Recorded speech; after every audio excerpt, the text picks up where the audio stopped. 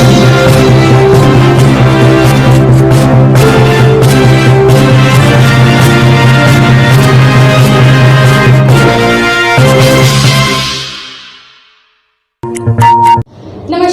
मैं हूं ऋषिका जैन और आप देख रहे हैं बीना नगर का एकमात्र सर्वाधिक दर्शक संख्या वाला यूट्यूब न्यूज चैनल बीना टुडे नेटवर्क।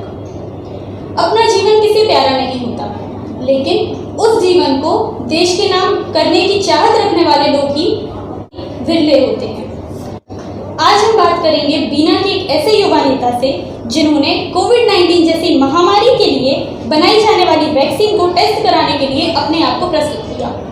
आज बीटीएन के स्टूडियो में मौजूद हैं शहर के युवा नेता प्रशांत पारासर जी, जिन्होंने प्रदेश के मुख्यमंत्री और प्रशासन को पत्र लिखकर कोरोना की दवा का टेस्ट अपने शरीर पर कराने हेतु निवेदन किया। ऐसा करके प्रशांत पारासर जी ने पूरे देश और प्रदेश का ध्यान अपनी ओर आकर्षित किया।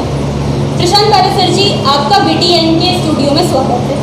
अक्सर लोग अपना प्रचार करवाने के लिए और मीडिया की सुर्खियों में आने के लिए ही ऐसे फंडे अपनाते हैं। क्या आपका भी यही उद्देश्य है?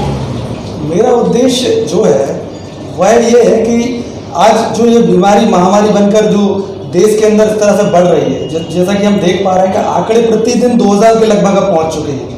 तो मेरा ये मानना है कि यदि हम जनसेवा करने के लिए आज बाहर निकले हुए हैं तो देशभक्ति जो है वो सिर्फ फेसबुक और ट्विटर तक सीमित नहीं रहनी चाहिए। और यदि बात आती है कि प्रचार की, तो आज सस्ते प्रचार के लिए लोग प्रधानमंत्री को भी गाली देते हैं, लोग विपक्षी पार्टी के नेताओं को भी गालियां देते हैं। मैं शहर के किसी बड़े नेता के ऊपर टिप्पणी कर सकता था, परंतु अगर मुझे सस्ते प्रचार की कोई जरूरत होती तो उसके लिए मैं अपना इतना बड़ा जोखिम उठाने के लिए तैयार नहीं होता। प्रयोग अपने शरीर पर करवाने का विचार आपके मन में कब, क्यों और कैसे आया?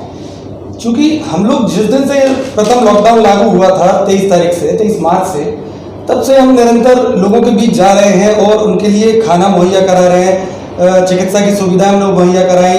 जो अन्य प्रदेश के क्षेत्रों में जाकर लोग फंसे हुए थे उनको मदद मुहैया कराने की हमने पूरी भरपूर कोशिश की है। और यही मैं अकेला नहीं, ऐसे अनेकों संगठन हैं जो इसके लिए काम कर रहे हैं। परंतु जब मैं इस सब के बीच में लोगों को देख रहा हूँ तो मैं समझ पा रहा हूँ कि इसका कोई अंत नहीं है इस वक्त, क्योंकि हमारे पास कोई वैक्सीन नहीं है। यदि वैक्सीन नहीं है तो फिर ये कैसे होगा? जब मैं आज से 2 साल पीछे गांधी आश्रम में रहा, वहां जाकर मैंने सीखा कि खुद को आगे लाने की जो इच्छा थी आदमी की देश के प्रति, वह इच्छा खत्म हो गई है। सिर्फ राजनीति और एक प्रचार के लिए, माध्यम के लिए लोग ये काम करते हैं। और जब बात आती है देशभक्ति को दिखाने की खुद से, तब लोग पीछे हट जाते हैं। तो यदि जब आप चाहते हैं कि अगर समाज की बेहतरी हो तो क्यों ना वो मुझसे शुरू हो, यह विचार रख के ही मैं आ गया है। यदि आपको इस कार्य के लिए बुलाया जाता है तो आपकी क्या औपचारिकताएं रहेंगी? औपचारिकताएं के तौर पर सर्वप्रथम जो है, जो मेन जो मेरा दायित्व इस वक्त मैं मानता हूं समाज के प्रति, जो हमारा भोजन वितरण का कार्यक्रम है और मध्यम वर्गीय परिवारों के लिए सब्जियां वितरण का कार्यक्रम है, इसके लिए मेरी जो प्राथमिकता है वह यह है कि जो मेरी टीम इस वक्त इसके लिए काम कर रही है। जैसे इस वक्त मैं आपके स्टूडियो में बैठा हूँ, लेकिन मेरी टीम कहीं इस वक्त वितरण के कार्यक्रम में लगी हुई है।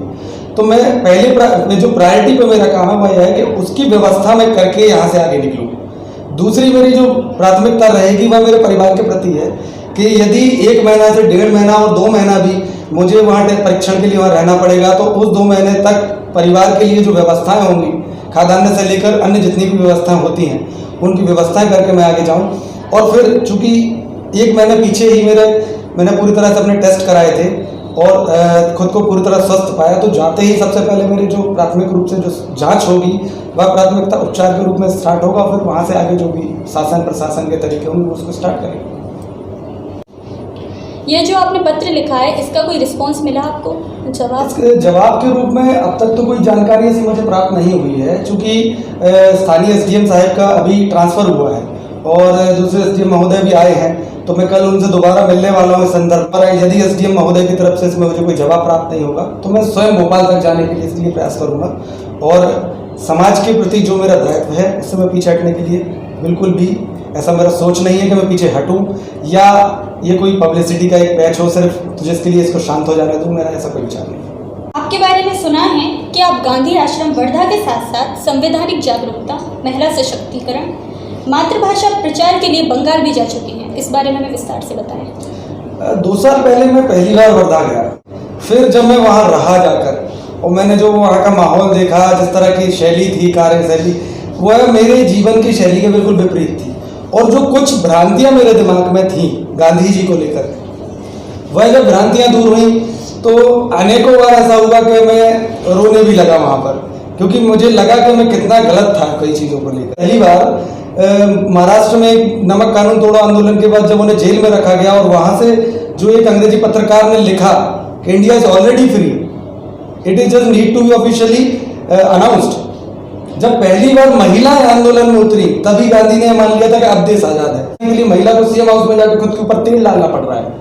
सुप्रीम कोर्ट के हस्तक्षेप से जाकर एफआईआर होती है, एक विधायक बलात्कारी होते हैं। यह मैं नहीं कहता कि किसी पार्टी विशेष की बात है, लेकिन अगर किसी भी पार्टी, किसी भी सत्ता, किसी भी संगठन के बीच अगर यह होता है तो एक मूल्यांकनों की बात होनी चाहिए कि एक संवैधानिक पद पर बैठे व्यक्ति ने अगर ऐसा कुछ कर रखा है तो हमें उसको किस तरह रोकना है। जब इन चीज़ों को मैंने जाना तो मुझे लगा कि हम किसी और से उम्मीद नहीं कर सकते, हमें खुद निकलना होगा इसके लिए। वहाँ मैं रहा, मैंने आदरणीय पूर्व केंद्रीय मंत्री मीनाक्षी नटराजन जी के सानिध्य में ट्रेनिंग ली कि किस तरह हमें महिलाओं को उनके मूल्यों के प्रति सजग करना है। हमने उस पर काम किया निकल के। मैं बिहार में भागलपुर जिले में रहा 15 दिन तक, गांव-गांव हम लोग गए, हमने वहाँ पर प्रशिक्षण शिविर चलाए। बात आई कि भाई हम बात करते हैं कि हम हिंदी है वतन और हिंदी है वतन है हमारा हिंदुस्तान। तो जब हम जाते हैं अनेकों प्रदेशों में जाके देख रहे हैं तो वहाँ की जो राजकीय भाषाएं हैं वो अलग हैं, परंतु जब मैं बंगाल गया और मैंने देखा कि मैं केशवपुर क्षेत्र में बाहर रह रहा था, जब मैं थोड़ा सा डीप में अंदर गया तो मैंने देखा कि बहुत ज़्यादा अति गरीबी है और लोग वहाँ पर हिंदी ही नहीं जानते। तो उसके ऊपर काम करना शुरू किया, जिसके लिए पहले मैंने खुद बंगाली भाषा का वहाँ पर प्रशिक्षण लिया।